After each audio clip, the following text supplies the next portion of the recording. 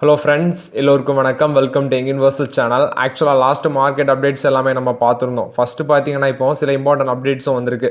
First பார்க்கும்போது விப்ரோ ஒரு $multi-million deal வந்து ஸ்டாண்டர்ட் சார்ட்டர்ட் அப்படிங்கிற கம்யூனிட்டி வந்து வின் பண்ணியிருக்காங்க. ஸோ பார்க்கும்போது பார்த்தீங்கன்னா இது ஒரு 3 வருஷம் கான்ட்ராக்ட். உங்களுக்கு இப்போ வந்து ஒரு ஆர்டர் கிடச்சிருக்கு. $multi-million டீல் வந்து ஸ்டாண்டர்ட் சார்ட்டர்ட் வந்து கிடச்சிருக்கு. ஸோ இந்த டீல் மூலம் பார்த்தீங்கன்னா அந்த 3 வருஷம் கான்ட்ராக்ட் டீல் மூலமாட்டு விப்ரோவுக்கு ஆனுவல் ரெவன்யூ $50 மில்லியன் வரைக்கும் கிடைக்கும் அப்படின்னு சொல்லியிருக்காங்க. பட் அந்த டீலோட ஒர்த்தவங்க சொல்லலை. பட் வந்து $50 மில்லியன் ஆனுவல் ரெவன்யூ வந்து விப்ரோவுக்கு இந்த 3 வருஷ கால உள்ள கான்ட்ராக்ட் மூலமாட்டு கிடைக்கும் அப்படின்னு சொல்லியிருக்காங்க. ஸோ இந்த ஸ்ரீனிவாஸ் பல்லையா சீஃப் எக்ஸிக்யூட்டிவ் ஆஃபீஸராட்டு பொறுப்பேற்ற பிறகு இது வந்து செகண்ட் கான்ட்ராக்ட் வின் அப்படின்னு சொல்லியிருக்காங்க. ஸோ இதில் பார்க்கும்போது பார்த்தீங்கன்னா ஃபர்ஸ்ட் வந்து விப்ரோக்கு ஒரு $550 மில்லியன் வேல்யூ உள்ள டீல் வந்து ரீசெண்டாக கிடச்சிருந்து. இப்போமா ஒரு $multi-million டீல் வந்து கிடச்சிருக்கு. 3 வருஷ கான்ட்ராக்ட் ஸ்டாண்டர்ட் சார்ட்டர்ட் அவங்ககிட்ட வந்து கிடச்சிருக்கு. ஸோ விப்ரோ எடுத்து பார்க்கும்போது பார்த்தீங்கன்னா கண்டினியூஸாக 2 ஆர்டர் வின் பண்ணியிருக்காங்க. ஸோ நீ வரக்கூடிய குவார்ட்டரில் விப்ரோ வந்து நல்லாவே ப்ராஃபிட் பண்ண அதிகவே சான்சஸ் இருக்குது. ஸோ விப்ரோட ஷேர் ப்ரைஸ் இப்போ எடுத்து பார்க்கும்போது $477 அந்த ரேஞ்சில் ட்ரேட் ஆகிட்டு இருக்கு. ஸோ நம்ம வந்து 420, 430 லாஸ்ட் நான் 439, 438 அந்த ரேஞ்சில் வரும்போது கன்சிடர் பண்ண சொல்லியிருந்தேன். ஸோ அந்த ரேஞ்சில் கன்சிடர் பண்ணியிருந்தா வர 480 மறுபடியும் வந்துச்சு. ஸோ எகைன் வந்து ஒரு 420, 430 அந்த ரேஞ்சுக்கு போச்சுன்னா விப்ரோவில் நம்ம எகைன் ஒரு அக்யூசியேஷனை பண்ணலாம். ஸோ இது பார்த்தீங்கன்னா விப்ரோவை பொறுத்த வரைக்கும் one of the positive update. Next பார்த்தீங்கன்னா ஐடிசியோட ஷேர் ப்ரைஸ் பார்த்தீங்கன்னா 431 அந்த ரேஞ்சில் இருக்குது. நான் ஸோ அந்த ஷேரில் வந்து ஒரு அப்டேட் கொடுத்துருந்தேன். எகைன் வந்து பார்த்தீங்கன்னா அந்த ஷேர் வந்து 400 கிராஸ் பண்ணதுக்கு 400 கிராக் பண்ணி டவுன் ட்ரெண்டுக்கு வர கொஞ்சம் சான்சஸ் இருக்குது. அவங்களோட ஹோட்டல் டிமர்ஜஸ் அந்த பிஸ்னஸ் டிமர்ஜ் பண்ணும்போது வர அதிக சான்சஸ் இருக்குது அப்படின்னு சொல்லியிருந்தேன். இப்போ பார்த்தீங்கன்னா அந்த கம்பெனி $7.50 ஃபைனல் டிவிடன் அனௌன்ஸ் பண்ணியிருந்தாங்க. பட் அந்த டிவிடன் வந்து எப்போ வரும் அப்படின்னு சொல்லி நிறைய பேர் கன்ஃபியூஷனில் இருப்பீங்க. ஏன்னா பார்க்கும்போது இவங்க இன்ஃபோசிஸ் பார்த்தீங்கன்னா ரிசல்ட்ஸ் அறிவிச்சு அடுத்த ரிசல்ட்ஸ் வந்து ஜூன் 18 அப்படின்னு சொல்லிட்டாங்க. ஜூலை 18 அப்படின்னு சொல்லிட்டாங்க. ஆனால் சில கம்பெனிஸ் வந்து இன்னும் வந்து டிவிடன் அனௌன்ஸ் பண்ணியிருக்காங்க. பட் வந்து இன்னும் பே அவுட் ஆகலை. ஸோ ஐடிசி பார்த்தீங்கன்னா ரெக்கார்ட் டேட் டிவிடன் அவங்க அனௌன்ஸ் பண்ணதுக்கு June 4 வந்து ஃபிக்ஸ் பண்ணியிருந்தாங்க. பட் வந்து அவங்களோட annual general body meeting July 26 நடக்குது அப்படின்னு சொல்லியிருக்காங்க. ஸோ டிவிடெண்ட் உங்களுக்கு எப்போ அக்கௌண்ட்டு கிரெடிட் ஆகும்னா July 29 இல்லைனா July 31 அந்த நாளில் உங்களுக்கு கிரெடிட் ஆகும் அப்படின்னு சொல்லியிருக்காங்க. So record date June 4, dividend payment வந்து July 29 இல்லைனா July 31 வந்து உங்கள் அக்கௌண்ட்டு கிரெடிட் ஆகும் அப்படின்னு சொல்லியிருக்காங்க. இது ஐடிசி கொடுத்த அப்டேட்டு. ஸோ இந்த வருஷத்தில் ஃபினான்ஷியல் இயர் 24 பார்த்தீங்கன்னா நியர்லி ₹13.75 வந்து அவங்க டிவிடெண்ட் கொடுத்துருக்காங்க. இப்போ பார்த்தீங்கன்னா முன்னாடி ஒரு ₹6.25 இப்போ ₹7.50 டிவிடெண்ட் கொடுத்துருக்காங்க. இது ஐடிசியை பொறுத்த வரைக்கும் அப்டேட்டு. நெக்ஸ்ட் பார்த்தீங்கன்னா கெயில் ஒரு அப்டேட் கொடுத்துருக்காங்க. இவங்க வந்து ஒரு நியூ கம்பெனை வந்து லான்ச் பண்ணியிருக்காங்க. ஸோ எதுக்குன்னா இந்த கிளீன் அண்ட் சஸ்டைனபிள் ஃபியூலை வந்து கன்சியூமருக்கு ப்ரொமோட் பண்ணுறதுக்காண்டி தான் அப்படின்னு சொல்லியிருக்காங்க.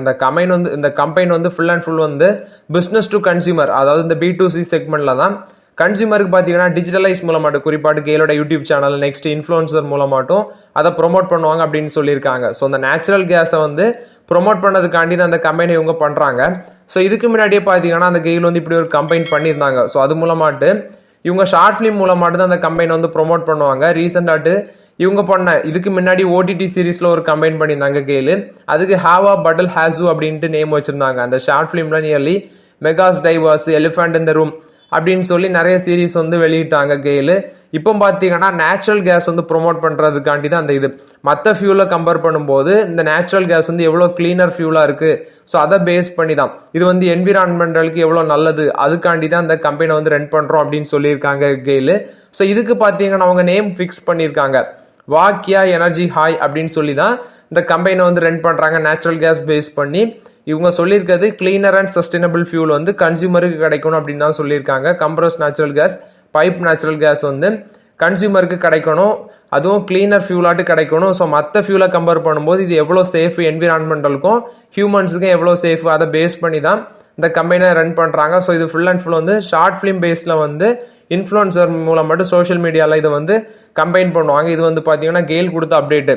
ஸோ கெயிலோட ஷேர் ப்ரைஸ் எடுத்து பார்க்கும்போது $221 அந்த ரேஞ்சில் ட்ரேட் ஆகிட்டு இருக்கு. ஸோ லாங் டேர்முக்கு நல்ல ஒர்த்துள்ள ஸ்டாக் தான். ஸோ இப்போதைக்கு கெயிலில் நம்ம ஹோல்ட் பண்ணலாம். மறுபடியும் பார்த்தீங்கன்னா ஒரு $200 அந்த ரேஞ்சுக்கு வந்துச்சுன்னா கெயிலில் எகெயின் கன்சிடர் பண்ணலாம். இது கெயிலை பொறுத்த வரைக்கும் பாசிட்டிவ் அப்டேட்டு. நெக்ஸ்ட் பார்த்தீங்கன்னா பேடிஎம்கிட்ட ஒரு அப்டேட் வந்திருக்கு. பேடிஎம் பார்த்தீங்கன்னா ஜொமேட்டோட்ட பேச்சுவார்த்தையில் இருக்கிறாங்க அப்படின்னு சொல்லியிருக்காங்க. எதுக்குன்னு பார்த்தீங்கன்னா அவங்களோட மூவி டிக்கெட்டிங் பிஸ்னஸை ஜொமேட்டோக்கிட்ட விற்கிறதுக்கு தான் அப்படின்னு சொல்லியிருக்காங்க. ஸோ அந்த டீல் வந்து சக்ஸஸ்ஃபுல் ஆச்சுன்னா பேடிஎம் வந்து அவங்களோட கோர் பிஸ்னஸில் வந்து ஃபோக்கஸ் பண்ணுவாங்க. Travel deals, next merchant base plus வந்து அவங்களோட ஓன் சேல்ஸில் வந்து அவங்க ஃபோக்கஸ் பண்ணுவாங்க அப்படின்னு சொல்லியிருக்காங்க பேடிஎம். ஸோ இதில் பார்க்கும்போது இந்த டீல் வந்து கம்ப்ளீட் ஆச்சுன்னா, அதாவது இந்த டீல் வந்து 1500 கோடி வேல்யூ வரும்னு நினைக்கிறேன். ஜொமேட்டோ வந்து பேடிஎம்மோட மூவி டிக்கெட்டிங் பிஸ்னஸ் வந்து அக்யூர் பண்ணாங்கன்னா அதோட வேல்யூ 1500 கோடி வரும். ஸோ இந்த டீல் வந்து சக்ஸஸ்ஃபுல் ஆச்சுன்னா ஜொமேட்டோவோட 4th லார்ஜஸ்ட் பிஸ்னஸ் ஆட்டு இது வரும். ஏன்னா ஜொமேட்டோ பார்த்தீங்கன்னா food delivery, Blinkit, hyper pure இப்படி 3 பிஸ்னஸ் ரன் பண்ணுறாங்க. ஸோ இந்த 3 சக்ஸஸ் ஸ்டோரிக்கு அடுத்தால இந்த இவங்க பேடிஎம்மோட இந்த மூவி டிக்கெட் பிஸ்னஸும் வரும். இது பார்த்தீங்கன்னா பேடிஎம் ஜொமேட்டோவை பொறுத்த வரைக்கும் அப்டேட்டு. நெக்ஸ்ட் பார்த்தீங்கன்னா ஐஏஎஃப்எல் ஃபினான்ஸ்ட் வந்து ஒரு அப்டேட் வந்திருக்கு. ஆர்பிஐ பார்த்தீங்கன்னா ஸ்பெஷல் ஆடிட் வந்து இவங்களோட கம்பெனியில் கண்டக்ட் பண்ணாங்க. எதுக்குன்னு பார்த்தீங்கன்னா உங்களோட கோல்டு பிஸ்னஸ் வந்து தடை விதிச்சிருந்தாங்க. நீங்கள் கோல்டு பிஸ்னஸ் ப்ரொவைட் பண்ணக்கூடாது அப்படின்னு சொல்லிட்டு, ப்ளஸ் வந்து இவங்க கம்பெனியில் ஆடிட்டும் நடத்திருந்தாங்க, ஒரு ஸ்பெஷல் ஆடிட்டு. ஸோ இப்போ ஆர்பிஐட்ட வந்து பார்த்தீங்கன்னா அந்த ஆடிட் வந்து சப்மிட் பண்ணியிருக்காங்க. ஸோ நெக்ஸ்ட் இப்போ பார்த்தீங்கன்னா ரெகுலேட்டர் வந்து அந்த ரெஸ்ட்ரிக்ஷன் இவங்க மேலே இம்போஸ் பண்ணதை வந்து ரிவைவ் பண்ண சான்சஸ் இருக்குது. மேனேஜ்மெண்ட், இந்த கம்பெனியோட மேனேஜ்மெண்ட் வந்து ரொம்பவே கான்ஃபிடென்ட்டாக இருக்காங்க. அந்த அவங்களோட இஷ்யூஸ் எல்லாமே ரீசால்வ் பண்ணுவாங்க, ஆர்பிஐ வந்து ரீசால்வ் பண்ணிடுவாங்க அப்படிங்கிற ஒரு ரொம்பவே கான்ஃபிடென்ட்டாக இருக்கிறாங்க. ஸோ இப்போ பார்த்தீங்கன்னா இது வந்து இவங்க ஐஏஎஃப்எல் ஃபினான்ஸை பொறுத்த வரைக்கும் ஒன் ஆஃப் த பாசிட்டிவ் அப்டேட்டாக பார்க்கப்படுது. நெக்ஸ்ட் இவங்க ரீசெண்டாக தான் பார்த்தீங்கன்னா கம்பெனி இவங்க ஃபண்டை வந்து ரைஸ் பண்ணியிருந்தாங்க. கம்பெனி வந்து ரிஸ்கை வந்து தவிர்க்கிறதுக்காண்டி ஃபண்ட் ரைஸ் பண்ணியிருந்தாங்க. நியர்லி 1271.3 கோடி வந்து ரைட்ஸ் இஷ்யூ மூலமாட்டு ஃபண்ட் ரைஸ் பண்ணியிருந்தாங்க. நான் கன்வெர்டிபிள் டிபெஞ்சர்ஸ் மூலமாட்டு 500 கோடி வந்து ஃபண்ட் ரைஸ் பண்ணியிருந்தாங்க. இது வந்து பார்த்தீங்கன்னா ஐஏஎஃப்எல் ஃபினான்ஸில் வந்து one of the positive update. Next IIFL ஃபினான்ஸில் இன்னொரு அப்டேட் வந்திருக்கு. இவங்க பார்த்தீங்கன்னா என்எஸ்சியில் நியர்லி 84.7 crore ஆஃப் ஷேர்ஸை வந்து விற்கிறாங்க அப்படிங்கிற அப்டேட் கொடுத்துருக்காங்க. 84.7 crore வேல்யூல ஷேரை வந்து என்எஸ்சியில் இவங்க வச்சுருந்ததை விற்கிறாங்க. ஏப்ரலில் தான் இந்த கம்பெனி பார்த்தீங்கன்னா இந்த வருஷம் ஏப்ரலில் இவங்க இந்த என்எஸ்சியில் வந்து 0.18% ஆஃப் த ஸ்டேக்கை வந்து இவங்க அக்யூர் பண்ணாங்க. எஃப்ஐஹெச் மொரிஷியஸ் இன்வெஸ்ட்மெண்ட்ஸ் தான் அக்யூர் பண்ணாங்க. 284.40 கோடிக்கு வாங்கினாங்க. ஸோ அதில் வந்து இப்போ 84.70 கோடிக்கு 84.70 கோடி ஒர்த்துள்ள ஷேரை வந்து இப்போ விற்கிறாங்க என்எஸ்சியில். இது வந்து ஐஏஎஃப்எல் ஃபினான்ஸை பொறுத்த வரைக்கும் அப்டேட்டு. நெக்ஸ்ட் பார்த்தீங்கன்னா டாடா மோட்டார்ஸில் வந்து அப்டேட்டு. டாடா மோட்டார்ஸ் பார்த்தீங்கன்னா டிவிடெண்ட் அனௌன்ஸ் பண்ணியிருந்தாங்க. 6 ரூபா ஃபைனல் டிவிடெண்ட் அனௌன்ஸ் பண்ணியிருந்தாங்க. ஸோ ரெக்கார்ட் டேட் பார்த்தீங்கன்னா ஜூன் 11 சொல்லியிருக்காங்க. நெக்ஸ்ட் டிவிடெண்ட் வந்து எப்போ பே அவுட் ஆகும்னா ஜூன் 28 பே அவுட் ஆகும் அப்படின்னு சொல்லியிருக்காங்க.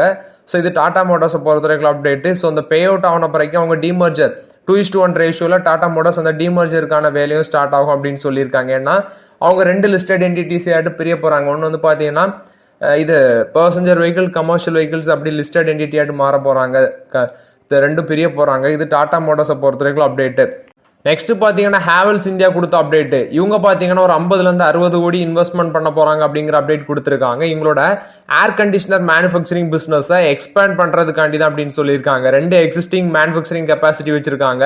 ஒன்று கில்லோத்தில் இருக்குது, இன்னொன்று ஸ்ரீ சிட்டி லொக்கேஷனில் இருக்குது. ஸோ அந்த 2 லொக்கேஷனையும் பார்த்தீங்கன்னா பெர் ஆனம் வந்து 15 lakh யூனிட்ஸ் வந்து ப்ரொடக்ஷன் பண்ணணும் அப்படின்னு சொல்லியிருக்காங்க. எக்ஸிஸ்டிங் ப்ரொடக்ஷன் பெர் ஆனம் வந்து பார்க்கும்போது ஒரு யூனிட்ல 9 lakhம் இன்னொரு யூனிட்ல 11.2 lakh யூனிட்ஸாக இருக்குது. ஸோ இதை வந்து 15 lakh யூனிட்ஸ் ஆட்டு மாற்றணும். 2 ப்ரொடக்ஷன் கெப்பாசிட்டிலையும் 15 lakh யூனிட்ஸ் ஆட்டு மாற்றணும். ஸோ அதை வந்து 30 lakh யூனிட்ஸ் ஆட்டு 2 சேர்த்து 30 lakh யூனிட்ஸ் பெர் ஆனம் ஆட்டு இன்க்ரீஸ் பண்ணணும் அப்படின்னு சொல்லி தான் 50-60 கோடி இன்வெஸ்ட்மெண்ட் பண்ணுறோம் அப்படின்னு சொல்லியிருக்காங்க. இது ஹேவல்ஸ் இந்தியா கொடுத்த அப்டேட்டு. பட் இந்த ஷேர் ப்ரைஸ் எடுத்து பார்க்கும்போது ரொம்பவே ஓவர் வேல்யூடாக இருக்குது. இப்போதைக்கு ஹேவல்ஸ் இந்தியாவில் வாய்ப்புகள் ரொம்பவே கம்மி. நெக்ஸ்ட் பார்த்தீங்கன்னா மஹிந்திரா குரூப்லேருந்து ஒரு அப்டேட் வந்திருக்கு. இவங்க பார்த்தீங்கன்னா குளோபல் கம்பெனிஸ் கூட வந்து பார்ட்னர்ஷிப்பை எதிர்பார்த்துட்டு இருக்கிறாங்க அப்படின்னு சொல்லியிருக்காங்க. எம்டி ஷா தான் இதை சொல்லியிருக்காரு. ஸோ இந்த பேட்டரி செல் ப்ரொடக்ஷனுக்காண்டி தான், இந்தியாவில் பேட்டரி செல் ப்ரொடக்ஷனுக்காண்டி தான் ஃபியூச்சர்ஸில் பார்த்தீங்கன்னா இந்த எலக்ட்ரிக் வெஹிக்கிள்ஸ் டிமாண்ட் அதிகரிக்க பட்சத்தில் இந்த பேட்டரி செல் ப்ரொடக்ஷனுக்காண்டி குளோபல் கம்பெனிஸ் கூட பார்ட்னர்ஷிப்பை எதிர்பார்த்துட்டு இருக்காங்க.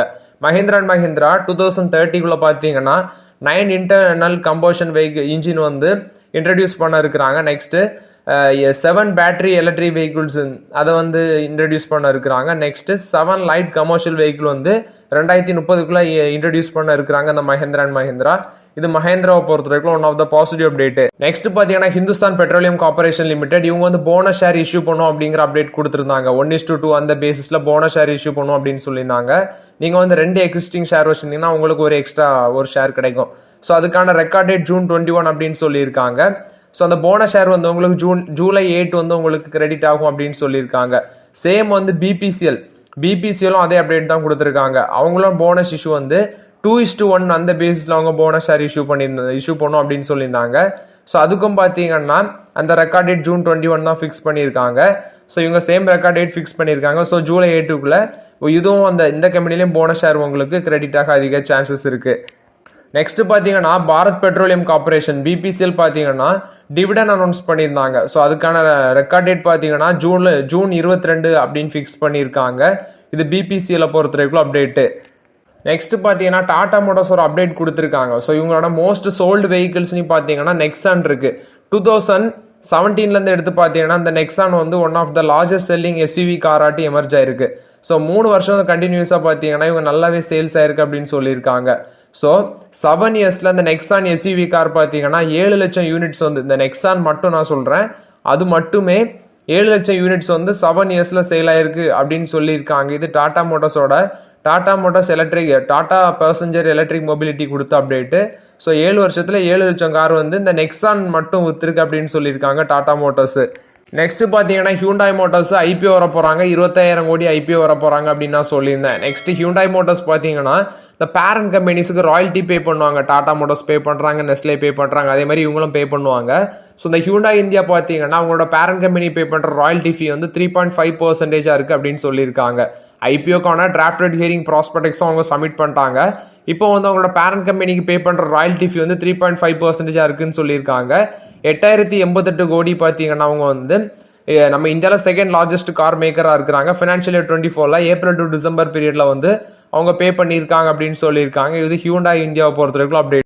நெக்ஸ்ட் பார்த்தீங்கன்னா ஹெச்இஜி கம்பெனியை பற்றி சொல்லுங்க ப்ரோ அப்படின்னு சொல்லி ஒருத்தர் கமெண்ட்ல கேட்டிருந்தார். ரொம்ப நாளாக கேட்டுகிட்டே இருந்தார். பட் இந்த ஷேரில் நான் இன்வெஸ்ட்மெண்ட் பண்ணுறதுல இந்த ஷேர் ட்ராக் பண்ணுறதும் இல்லை. ஸோ அதில் எனக்கு கிடச்ச சில டீட்டெயில்ஸ் மட்டும் நான் உங்கள்கிட்ட ஷேர் பண்ணுறேன். ஸோ இப்போதைக்கு என்ன ஷேர் இது வாங்கணுமா அப்படின்னு கேட்டால் நான் வாங்க மாட்டேன். ஏன்னு சொல்லணும்னு பார்த்தீங்கன்னா லாஸ்ட் 4 குவார்டர் எடுத்து பார்க்கும்போது இவங்களோட ப்ராஃபிட் வந்து பார்த்தீங்கன்னா பெரிய அளவில் இல்லை. ஏன்னா ஜூன் 2023 குவார்ட்டரில் 139 கோடி பண்ணியிருக்காங்க, அடுத்த குவார்ட்டரில் 95 கோடி, அடுத்த குவார்ட்டரில் 43 கோடி, அடுத்த குவார்ட்டரில் 32 கோடி பண்ணியிருக்காங்க.